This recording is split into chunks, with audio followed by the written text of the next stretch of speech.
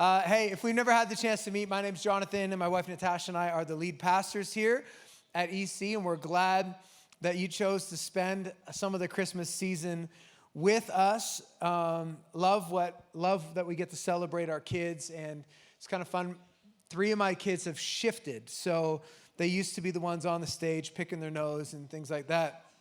Not mine, never mind, but now they're kind of helping the other smaller kids get on and off of stage, and they told me that they've got some codes that they throw out when needed today. So there was like code yellow snow, which was if a kid had peed at some point, which happens every time. So if you get your kid back and they smell like pee, that's on you. It's not us. We can't do anything about it. There was also code coal in the stocking, which is not pee. So whatever. But those are the moments that make it fun, right? Like those are the stories. I know it's like mortifying when it's your kid. It's fun for the rest of us. So thank you. Thank you if that was your kid this time around. Hey, we're going to pick up the Christmas story. We're going to go to Matthew chapter 2. And we have been working through a series we've called The Arrival, really coming out of this being Advent season. Advent simply meaning arrival. We've been looking at what does it mean for us to be prepared for the arrival of Christ? What did it look like for the original audience to be aware and to receive him when he arrived? What does it look like for us today in 2022 to celebrate Christ, but also to be ready for him in our lives? Matthew chapter 2, verse 1 says, "Now after Jesus was born," and I'll pause right there for a second. Matthew, Mark, Luke, and John, the first 4 books of the New Testament, the Gospels, all offer sort of a unique camera angle on the life and ministry of Jesus, all a little bit different. Last week we were reading from Luke, and I was thinking about it. Luke, his version of the Christmas story would make sense if Luke were a producer on TLC. The baby story documentary things where they walk through a birth story from the very beginning. So Luke kind of tells all those details. This is shows that my girls watch and have Natasha being like, "Oh, wouldn't it be nice?" No, it wouldn't. It wouldn't be nice to have another baby at all. No, it would not be nice. But it creates those emotions, and you get drawn in, and Luke tells the story of the pregnancy announcement, and then Elizabeth and Mary sharing. They're like, the moments together, and then the journey, and Mary trying to get comfortable, and the epidural, and that's it's in the message, but the epidural and the massaging of the feet and all of that. So he gets right into the details. Matthew doesn't really mess with the details. If Luke is TLC, Matthew's like Sports Center. He just gives it to you good. It's like there was a baby in Bethlehem. Now let's go to, and then he goes for post-game reaction. So then he sort of gives us, how did everybody feel about the arrival of Christ? And so we get this in-depth look into some of the key figures at the time. So now after Jesus was born in Bethlehem of Judea in the days of Herod the king, behold, wise men from the east came to Jerusalem saying, "Where is he who's been born King of the Jews? For we saw a star when it rose, and we've come to worship him." So of those key figures, we've got King Herod, who is a regional king. So he's kind of a puppet king. He wasn't fully in charge. He was an Edomite, or his father was an Edomite. His mother was Jewish. He was raised Jewish, and it was in 40 BC that the Roman Senate decided to make him king of the Jews. So it was an office that he held, but he was still under the authority of Caesar Augustus and the Roman Empire. So you have King Herod. Then you also have another key player or players in the story were the wise men. They would have been men of high standing. They traveled from the east, probably connected to the Persians, the Medes, the Babylonians, made a journey, astrologers, doctors, musicians. So they're foreign dignitaries, foreign travelers now in a foreign country. Most likely introduced into the idea of a Jewish Messiah from the time that the Israelites spent in captivity in Babylon, where you might remember a guy named Daniel started off a young Jewish man and grew in leadership and influence, and actually had influence in the Babylonian courts and in the courts of the Medes and the Persians. And so likely it was Daniel and others similar to him, Jewish people of high-ranking office in those empires that brought some ideas and planted seeds of a soon to come or someday coming Messiah in Jewish culture. So then one night, all of these astrologers are out looking at the stars, and they see something different, and they know from history that there's a Jewish Messiah coming, and they think to themselves, let's go out on a journey, let's explore, let's see what happens, which is just an encouragement to me when I think about Daniel, that even in captivity, God did something. You just never know what God's trying to work in every season. So that's the wise men. They're looking for the one who the Bible says was born king. Now, normally, kings are not born. That's not how this works. Princes are born, and then somebody dies, and then the prince who's next in the line of succession becomes the king. We just witnessed that in the last several months when Queen Elizabeth passed away, and then Charles, who was the son, becomes king, and there's a whole thing. It's pretty amazing. Like, imagine, Charles is like 150 years old. Imagine becoming king at that stage in your life. And so he becomes king. So that's the way it normally works. That's not how it worked for Jesus. Jesus was born, and from the minute he was born, he was king. Kingship was not conferred on him by another person. He didn't have to grow into being king. He didn't have to spend some time as prince to understand how to navigate politics and relationships. No, he was born king. He brought the status of king into the world with him when he came. King has always been his title. The authority of a king was always something that Jesus carried. And he rules with justice and mercy and love and joy, and did not show up a couple of thousand years ago simply to observe Christian behavior. He didn't show up just to be a prominent religious teacher or figure. Jesus came to establish a kingdom.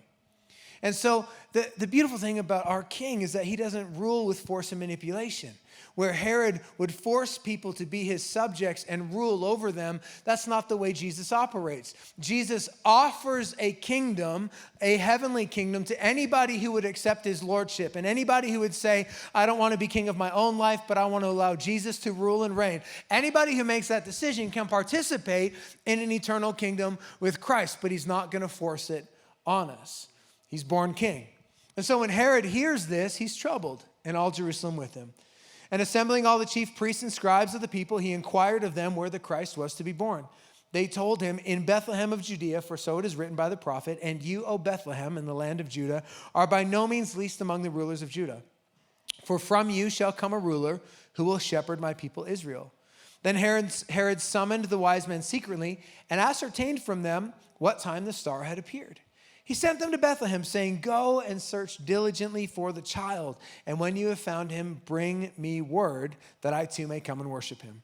After listening to the king, they went on their way, and behold, the star they had seen when it rose went before them until it came to rest over the place where the child was. When they saw the star, they rejoiced exceedingly with great joy. And going into the house, they saw the child with Mary, his mother, and they fell down and worshiped him. Then, opening their treasures, they offered him gifts of gold and frankincense and myrrh. And being warned in a dream not to return to Herod, they departed to their own country by another way. So Matthew is writing and giving us a lens into how the arrival of Christ impacted the world around him.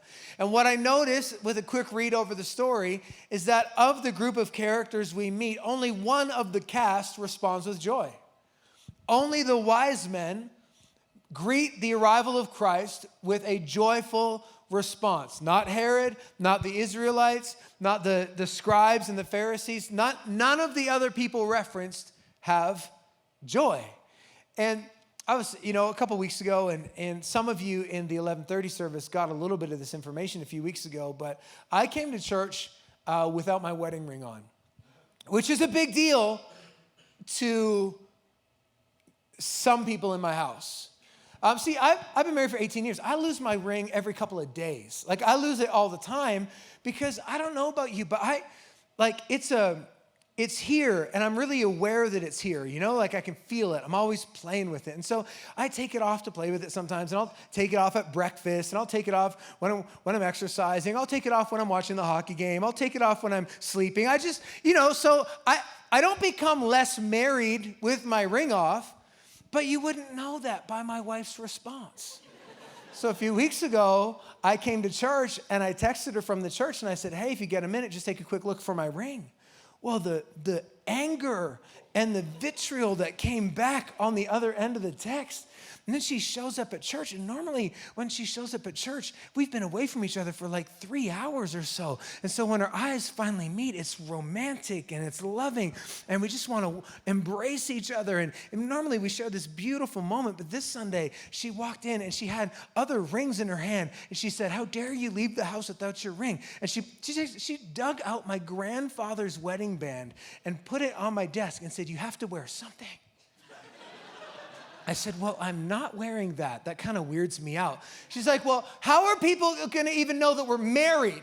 I was like, well, I'm pretty sure that if something had happened so catastrophic in the last 7 days that you and I were all of a sudden no longer married, I don't think I'd be preaching. I'm pretty sure someone would make me take a day off. Like, I don't think our board and the other staff would allow that to happen. So I feel like people are going to know we're good. I'll still sit beside you.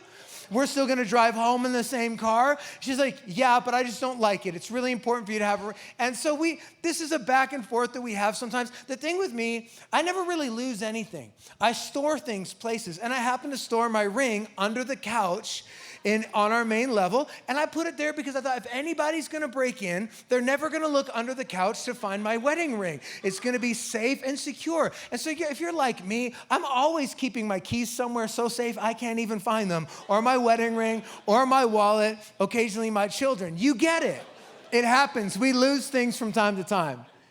And as I read over Matthew chapter 2, verse 10, and it said, when they saw the star, they rejoiced exceedingly with great joy. I was drawn to the word rejoice. Now, re is a prefix that means to happen again or to be as it was. And I thought, well, that's really interesting to me that the wise men, as they saw the star, found joy again. Well, they had joy again. They experienced joy again like they had before. Man, I wonder how many of us need to have like a rejoice moment where you'd have joy again, we'd find joy again. Now, of course, if we're in need of a rejoice moment, we have to ask ourselves, well, did I lose my joy somewhere? Where did it go? And I think it's important that we define some terms. Joy is different than happiness. I'm not talking about a limited emotional state that's impacted by your immediate surroundings. Joy is more complex than that. Joy is a virtue. Joy encompasses my thoughts and my feelings and my actions. It's this deep delight. It is a settled assurance that God is in control of all the details of my life. It's a confidence that everything's going to be all right. It's the strength to stand and withstand. The Bible says, "The joy of the Lord is my strength." It's this sturdy demeanor. It's this posture that everything's going to be okay. So you can make the case then, if we're doing a little joy inventory of our own hearts and lives, that if I feel weak, if I'm constantly feeling like I'm getting overwhelmed with temptation and I'm weak and I can't fight and can't keep going, well, I might be joy deficient. You could make the case that if you feel out of control or anxious or insecure about the future, there may be a joy deficiency. That if we're worried and run down and overwhelmed, it could be that we're lacking in joy. It could be that you come into a room like this and it's festive and there's snow falling and the kids are cute and all these things are happening, and we start singing Joy to the World, and you kind of sing along because it's a carol, but not because you really believe that there's joy for you. Because you can think back to a moment when maybe you lost your joy. Maybe you left your joy with a past relationship, or left the joy with some unmet expectations, or left the joy with a previous job, or left your joy. You know your moments, but I just thought, man, it would be a tragedy if we step into the fullness of the Christmas season and Christmas week. Like, you could argue this is the most significant week on the Christian calendar, because if Jesus hadn't been born, he never would have died. So you could step into this strategic and significant week. And instead of knowing what it is to have a deep-rooted joy, just hope for moments of fleeting happiness. And so the only people that responded with joy were the wise men. And wouldn't it be a shame if we missed the opportunity to have joy over the holiday season? Herod missed it. He was the current king but didn't feel good about the fact that there was one that was already being proclaimed the newborn king. So he doesn't have joy. He's disturbed, the Bible says. And that actually is a pretty soft assessment of his actual mental state. He was historically known as a psychopath. He was egotistical, he was insecure, he was self-absorbed, he was irrational. He had long entertained suspicions of a coming Messiah because of his Jewish upbringing. And now Jesus arrives. Jesus has not said a word. He's not performed a miracle. He's not preached a sermon. He's not taught. But his presence is causing a stir, and there's conflict in Herod. And the presence of Christ will always create conflict between God's will and our sin nature. And so Herod is really just a biblical picture. I'm not saying that all of us are notoriously evil like Herod was, but I would say that there's evil in the heart of all of us that is longing to do only what we want, only what feels good, that's being led by our emotions and our desire for pleasure. There's a sinful nature pulling us one direction. There's also a spirit nature inside every one of us, a desire for eternity that's longing to connect with the heart of God. And so when Jesus shows up, there's this conflict within us that makes us make a decision. Am I going to serve the newborn king, or will I continue to serve myself? Herod is disturbed. There's conflict. He had lost his joy. When, we don't know exactly, but I think it could have been when he started looking around at other people. I think Herod may have been so caught up with what other people thought that it caused him to lose his joy. That if other people really thought that this newborn baby was going to be better than Herod, that maybe even some jealousy would have stirred up in his heart, that maybe he would have felt a bit of a competitive rivalry. He was so self-absorbed and so neurotic that there was a moment where he had his own wife and son murdered because he thought they were a threat to his throne. And so now he's intimidated by a young baby being born. Maybe he traded his joy because he was focusing too much on other people. Maybe he traded his joy because he was holding on so tightly to his status and his position and his power that he didn't want to let it go. He didn't want to lose what he had. He didn't want to have to live life without a firm grasp on those things. So Herod had no joy. We see that. He was neurotic. We see that. He was insecure. We see that. He didn't have peace and contentment in his heart. He obviously had drifted from his Jewish upbringing, did not know that his identity was anchored in God and that his purpose was secure in God, that somehow he thought that he'd earned his position and his status on his own, forgetting that everything that we have is a gift from God. So he's looking around. You've heard it said that comparison is a thief of joy. It's kind of cliche, but it's true.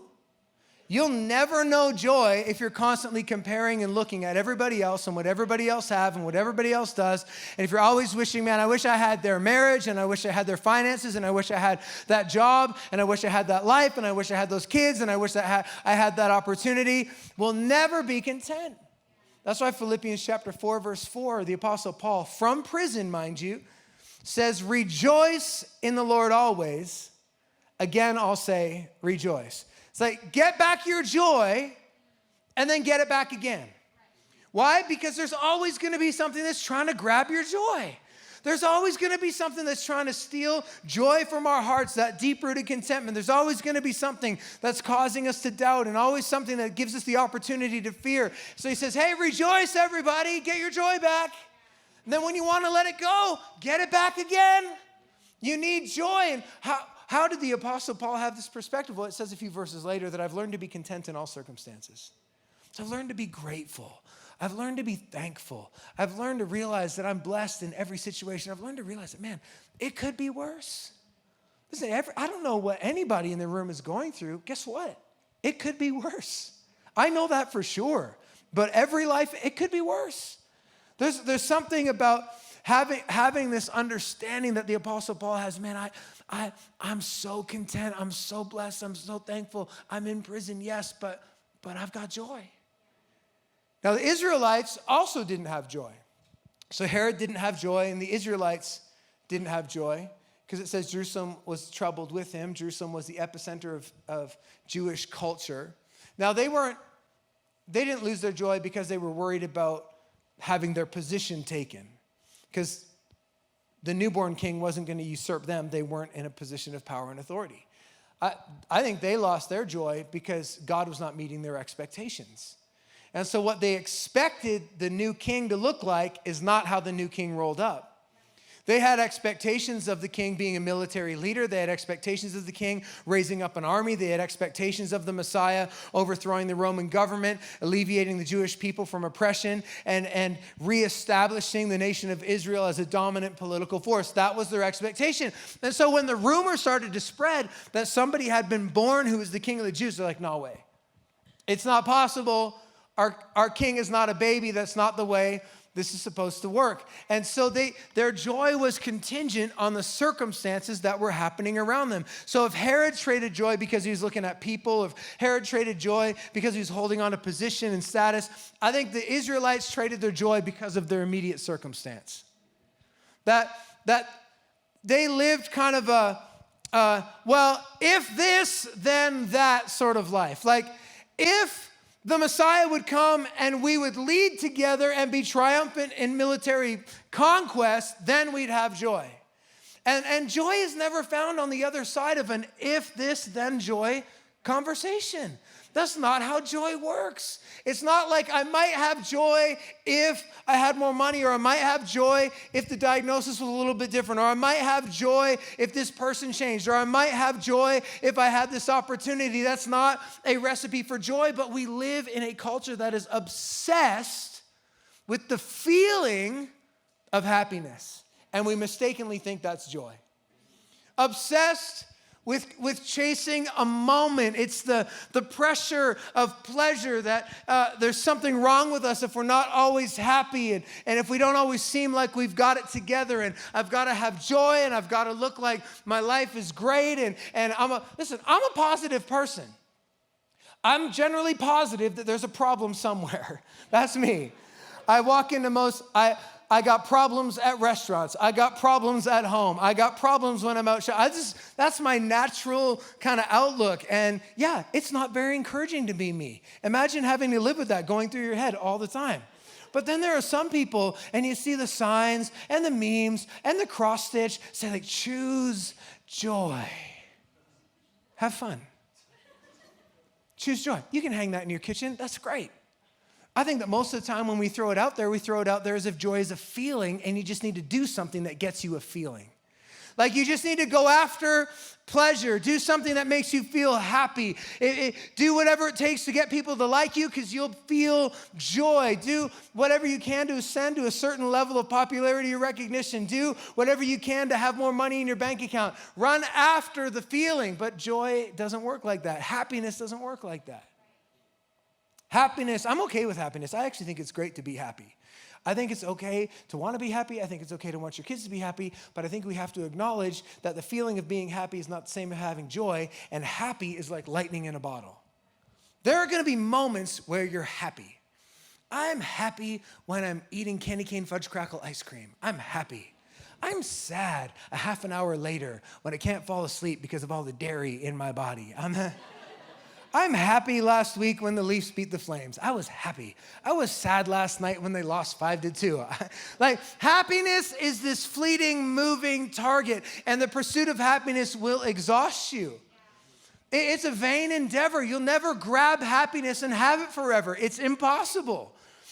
Why? Because happiness is determined by what happens around me, and I can't control everything that happens around me. I can't control what everybody else does. I can't control what's happening globally in the financial markets. I can't control what's happening in weather. I can't control what's happening in government. I can barely control what's happening in my own home.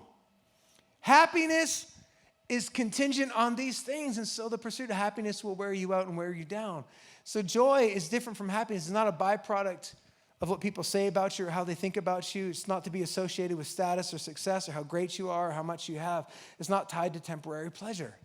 And I'm at a point where I don't want to waste my energy running after things that will be fleeting and won't satisfy me long-term anyways. That's not a great way to live. And so we see something different in the wise men, because when they saw the star, they rejoiced exceedingly with great joy.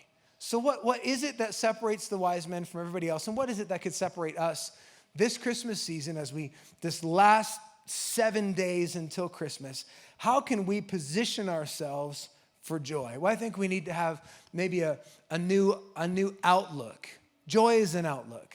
It's not an emotion, it's an outlook. And the wise men had an outlook. It said, when they saw the star, when it had, their joy was connected to where they were looking. Their joy was connecting to what they had in their sights. Their joy was connecting to what's ahead of them. So the question would be, if you're feeling like you lack joy, where are you looking? What's your focus? Where are you putting all of your attention? The wise men followed a star. They were focused on the destination. They had a goal. They had an aim. They had an objective. As Christians, what should be our focus if we're going to have joy? Well, Romans chapter 12, verse 12 says, rejoice in hope. So if you're going to have joy that's tied to hope. Be patient in tribulation. Be constant in prayer. Contribute to the needs of the saints, and seek to show hospitality. Rejoice in hope. That's why, as believers, we don't chase happy, we focus on hope.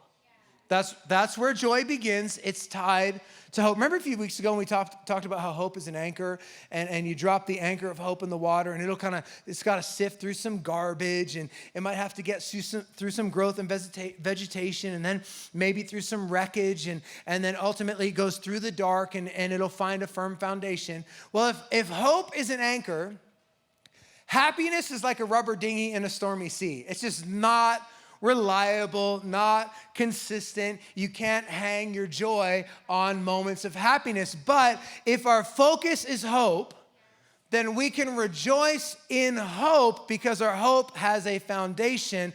The wise men had the right focus. We have to have the right outlook if we're going to have joy. And here's the beautiful thing about having the right outlook. If I put my joy in hope, then my joy will also have endurance. So if I put my joy in hope, then my joy will also persevere. Well, we know that the wise men had a joy that perseveres. They didn't have joy because they had no problems. They had a lot of issues. Their journey from where they were to visit Christ, most scholars think it was at least 2,000 kilometers. It's generally assumed that the journey would have taken at least a year. They're riding on camels. I don't care how new your model of camel is. That's a long time to have to sit on a camel. They would have been at great personal expense. They're separated from their families. They would have had to go through different nations and landscapes and mountain ranges and deserts and survive dust storms and attacks and opposition. And do you think that there was a day when they're traveling and one wise man looks at another wise man, looks ahead, man, I'm so glad that Belshazzar has a Choose Joy bumper sticker on his camel. That's really getting me through today. I don't think so. I don't think so. I don't think one of them, they were in a down moment in the middle of the desert, were scrolling through and found a Choose Joy meme and thought, that's it. That was the Lord encouraging me. I can keep going. Choose joy. I don't think that's what happened. And listen, if you have the bumper sticker, keep it. It's an encouragement.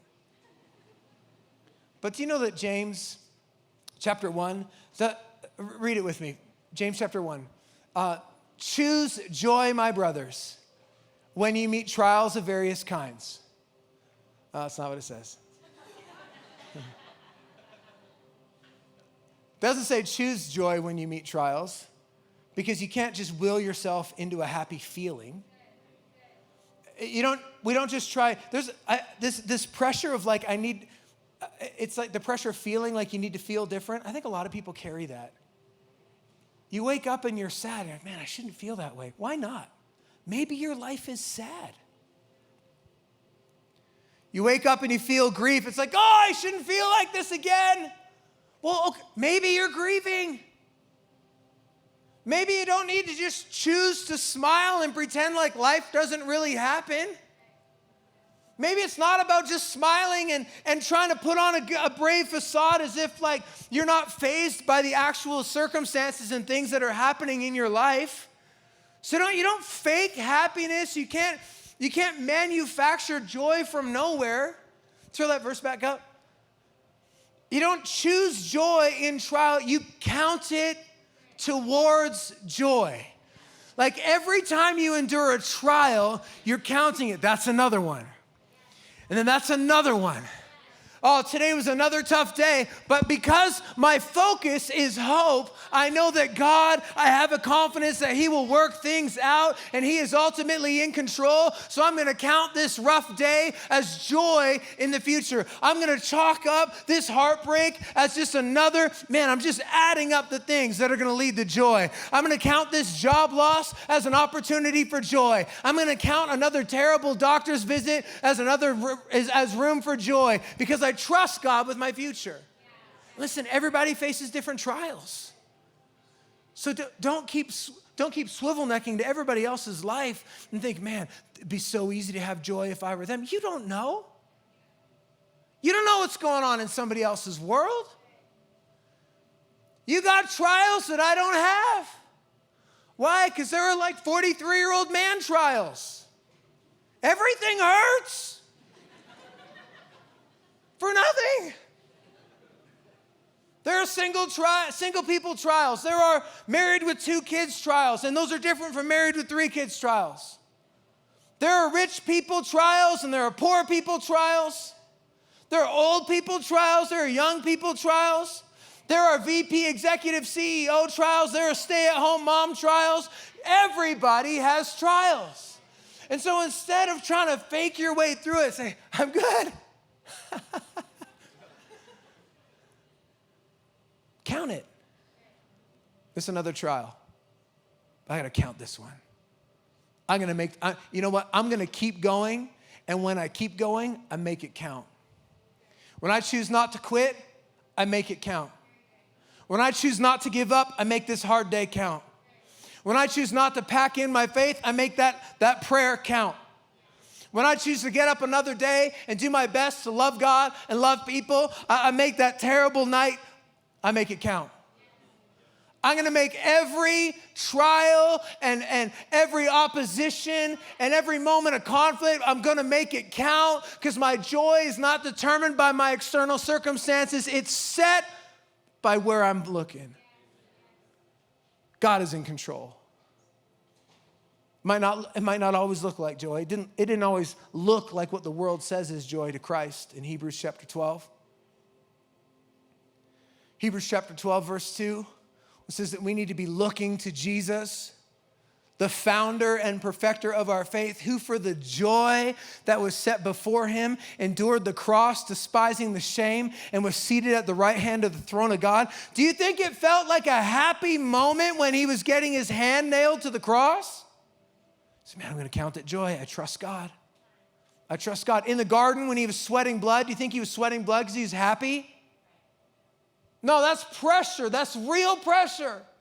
But he said, I trust my Father. God's going to work it out. I'm going to count this. There's going to be joy. When the spear went into his side, it's going to be joy. The joy set before him. There is a joy set before you that you can't even possibly imagine, and it might not feel like it in the moment, but we count it, and we count it, and we count the moments because they're adding up to joy. He knew what was on the other side. The joy of Jesus wasn't in the event of the crucifixion. It was in the outcome that was waiting. So the wise men, they had an outlook that made for joy. They were looking in the right place. And the right outlook will give you the level of endurance you need to make it through difficult moments. And then if you can endure and if you can have the outlook, then finally you'll have a perspective where joy comes from. And it says that when they saw the star, they rejoiced and they came and they knelt down and they began to worship the one who was born king. This is an interesting exchange to me because they come into the presence of Jesus. And these are foreign kings, dignitaries, wise men. Yet there's something about getting into the presence of Jesus that gives them a perspective, and they humble themselves and begin to worship him. And it's true, Psalms chapter 16:11 says that in the presence of God there's joy. And so we have joy in God's presence. But I think that that's confusing for anybody who may have rolled up into church and say, yeah, but I'm still not feeling joy. And here's the catch. You know what allowed for a different perspective when the wise men walked in to the presence of Christ is that they were actually present. They didn't just bring presents, they brought their presence. And here's the deal. I'm not trying to be confusing, but that the presence of God is everywhere. We believe he's omnipresent. He's with you when you wake up. He's with you when you go to sleep. He's with you when you're in front of a divorce lawyer. He's with you when you're at a parent-teacher interview. He's with you when you're at your job. He's with you when you're at the food bank. He's always there. But am I always present with him? And I think Christmas and the arrival of Christ begs the reminder, am I going to be present with him? And they were so present in the presence of Christ that something shifted in them and they bowed down. There's something about being present in his presence, like taking a moment to reflect, wow, I am in the presence of the Almighty God of the universe, has invited me into his courts, made a way for me to step into relationship with him, that all of a sudden can put things into perspective where you realize I am not at the top of the food chain here. You got to know your place on the menu. You got to know where you rank. And listen, we lose our joy because we spend so much time thinking about others, and we spend so much time obsessing about ourselves, and we spend so much time worrying about what's going on around us. Listen, he's bigger than all of it. And the sum total of your life and the pressures of the world do not have to be on your shoulders if you can really be present in his presence. Every time we're with him, it's an opportunity to exchange our cares and our worries and our struggles and our anxiety and say, God, would you take this again? I need you to carry this for me. I can't carry it. In Psalm chapter 2, it says that when the nations rage and the world is crumbling, he who sits on the throne of heaven laughs. I love that picture. Because if God can know everything that's going on in my world and your world and our world, and he can laugh about it, then he must know something we don't know. He must know something about your future that you don't know. He must know something about his plan for your life that hasn't been revealed to you yet. And so you can have joy when we stop taking ourselves so seriously and we understand that God is ultimately in control. And if I will let him be king, I can have joy too. Joy has an outlook. When your outlook is right, joy gives you endurance. And when you have the endurance to hang around long enough, you get a perspective like, wow, God, you really are going to take care of everything, aren't you? And joy really starts. David, the psalmist, writes in Psalm 51, verse 11, says, restore unto me the joy of your salvation. Joy starts with salvation and an invitation to Christ to be in your life. It starts with a moment where you say, God, I just want to be present where you're present. God, I just need you and I trust you with my future. That's where joy starts. So I just want to pray today for the room. I want to pray for our church that we wouldn't just be facilitators and chasers of happy moments, but that we would be dispensers of joy, that there'd be a confidence about you, a confidence about God's plan for your future. Would you stand with me from the front to the back? A deep-rooted confidence that God will work this out. So Lord, I pray for everybody in the room. God, I pray for somebody who might be feeling like there's a deficiency of joy in their life. Father, I thank you that you, even in these moments, can give us the right outlook. God, we're tying our joy to hope we have in you. God, you can give us endurance because we have our hope. We have our joy tied to hope, God, and you can give us a fresh perspective today that you're in control.